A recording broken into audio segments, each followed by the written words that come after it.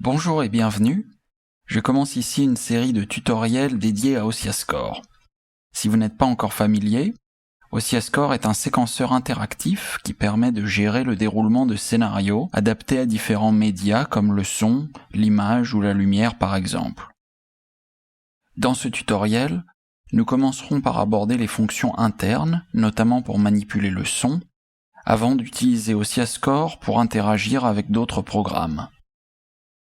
Vous pouvez télécharger OSIAScore, ou Score pour faire court, en vous rendant sur osia.io, où vous trouverez aussi des ressources utiles, de la documentation et un lien vers le forum. Le logiciel est disponible pour Linux, Mac et Windows, et comme tous les logiciels présentés dans cette série, il est entièrement libre et gratuit. Tant que vous êtes sur GitHub, je vous invite aussi à télécharger la bibliothèque utilisateur qui contient beaucoup d'exemples et notamment des tutoriels. Tous les liens mentionnés ici seront disponibles dans la description de la vidéo. La prochaine version de Score téléchargera automatiquement ce répertoire. Configuration initiale. Au premier lancement de Score après installation, il est possible que vous tombiez sur ce message d'erreur concernant l'audio. Ouvrez alors les préférences générales de Score. Sur macOS, les préférences se trouvent dans la barre de menu du système, à côté de la pomme. À l'onglet Audio, il s'agira de sélectionner le driver adapté à votre configuration. Si vous le pouvez, vérifiez que la fréquence d'échantillonnage correspond bien. Vous pouvez ici choisir le nombre d'entrées et de sorties audio en fonction de votre projet. Avec l'option Auto Stéréo, on s'assure d'entendre les sources mono sur les deux canaux. L'onglet Exécution propose des options plus techniques. Pour une première configuration, seulement l'option d'écoute durant l'exécution et d'exécution parallèle peuvent être gardées. Enfin, à l'onglet Bibliothèque, il nous faudra renseigner l'adresse du dossier de la bibliothèque utilisateur téléchargé plus tôt et décompressé. Par défaut, cette case indique l'adresse d'une bibliothèque vide créée à la première ouverture de Score. Assurez-vous bien que l'adresse et le nom de la bibliothèque téléchargée soient corrects avant de redémarrer Score pour que ce dernier changement prenne effet. Si la nouvelle configuration audio convient, le moteur audio sera redémarré et son interrupteur l'indiquera comme actif. Il est alors possible de lancer la lecture du scénario, où l'on peut voir la ligne chronologique avancée et les secondes au compteur défiler. Dans l'onglet Bibliothèque de la fenêtre principale, on retrouvera le contenu du dossier à l'adresse indiquée plus tôt, regroupant des cas d'usage de communication par différents protocoles, des bribes de code, notamment Faust et JavaScript, ainsi que des scénarios complets. Par exemple, dans le dossier Score, tutoriel structure, vous trouverez un scénario intitulé Trigger que vous pouvez ouvrir en double-cliquant.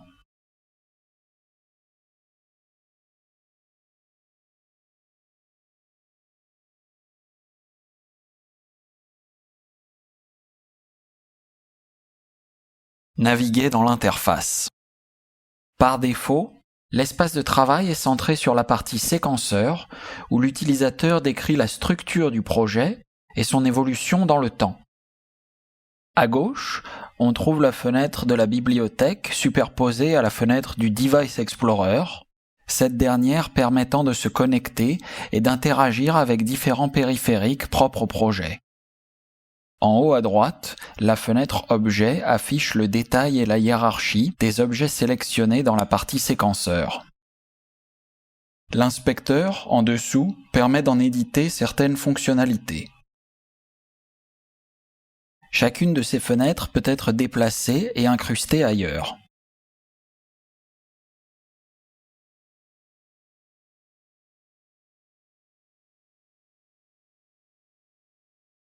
Il est aussi possible de désolidariser ou de fermer chacune d'entre elles grâce aux boutons situés dans leur coin supérieur droit. Pour les redimensionner, saisissez un bord.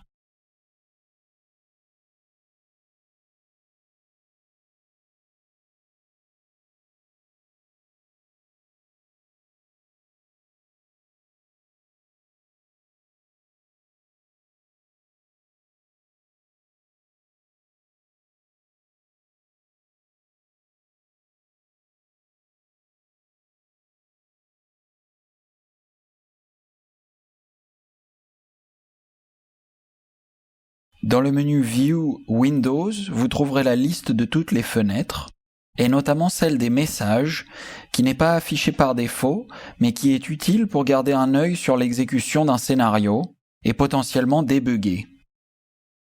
Il est probable que vous ayez souvent à ouvrir et fermer cette fenêtre, alors je vous conseille d'en retenir le raccourci clavier indiqué dans le menu Windows de View.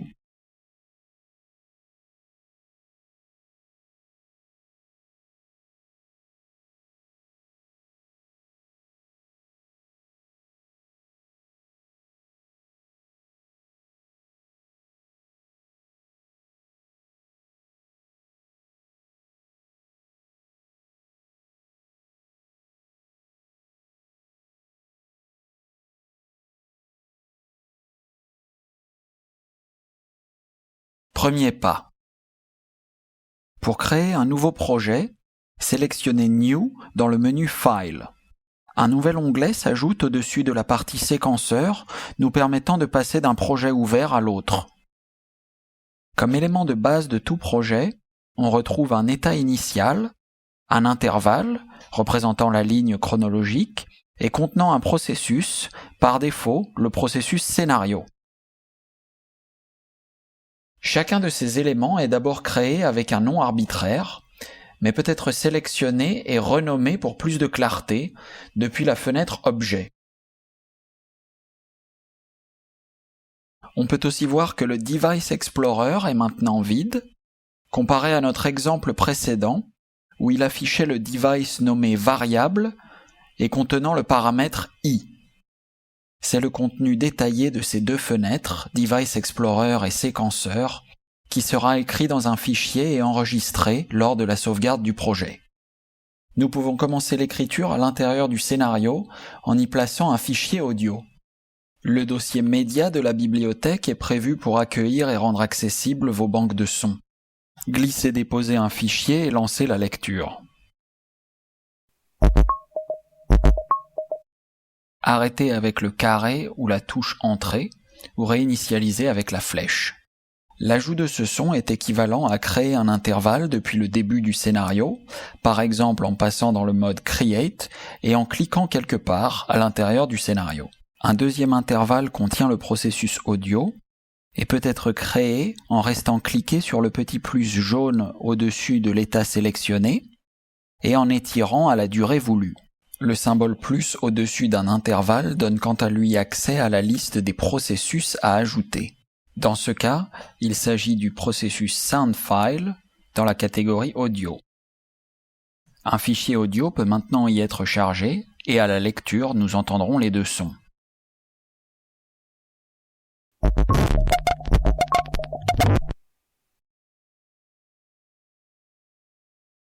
Chaque intervalle peut être déplacé en sélectionnant son état initial et redimensionné en sélectionnant son état final. Sélectionner l'intervalle permet aussi les déplacements verticaux sans modifier la durée.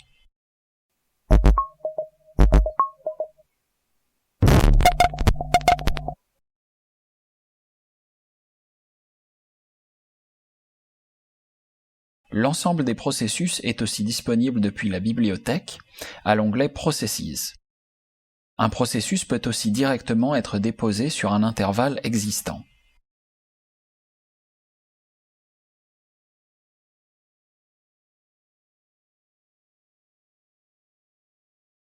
Charger un fichier son dans le processus Sound File redimensionne aussi l'intervalle qui le contient.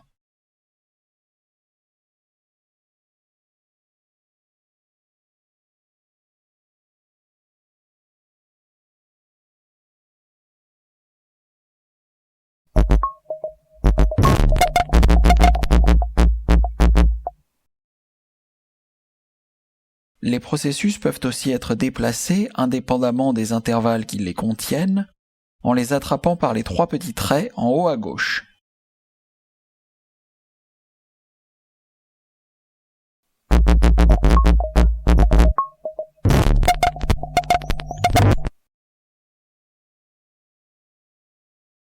Tout élément détaché, sans antécédent, ne sera pas exécuté.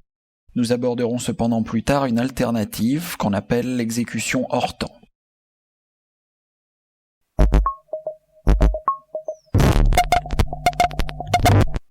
Dans ce cas, ni l'intervalle détaché 1, ni les états à ses extrémités ou le processus qu'il contient ne se sont exécutés. En cas de doute, le changement de couleur du bleu au vert durant l'exécution permet une vérification visuelle. Isoler ainsi des processus peut avoir un intérêt durant l'édition, notamment pour tester des nouvelles structures d'intervalles avant d'y réorganiser les processus.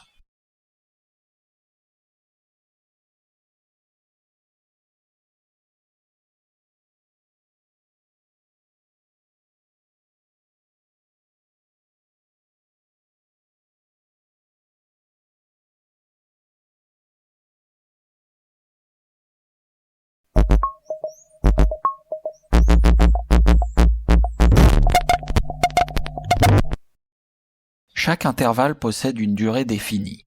Cependant, une des particularités d'OsiaScore est la notion de temps souple. Elle est rendue possible par l'usage de l'objet trigger que l'on peut ajouter sur un état sélectionné. Un trigger permet notamment d'étendre ou d'interrompre le déroulement des intervalles qui le précèdent.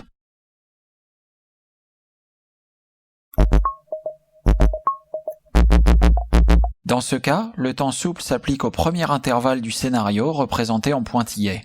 La fin de cet intervalle et le début du suivant dépend maintenant de la validation du trigger. Dans un premier temps, cliquer sur un trigger disponible durant l'exécution suffit à le valider.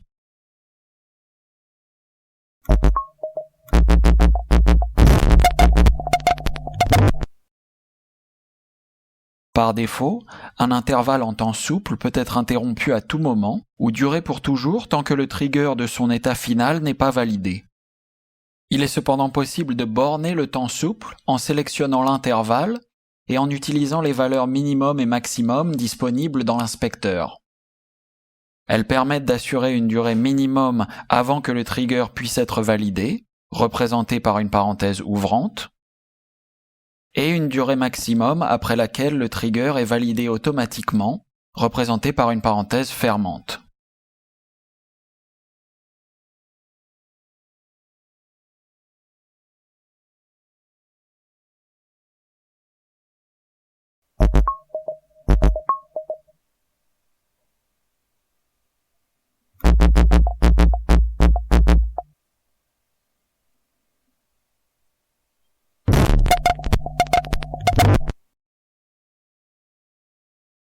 Au prochain tutoriel, nous aborderons plus en détail le potentiel des triggers.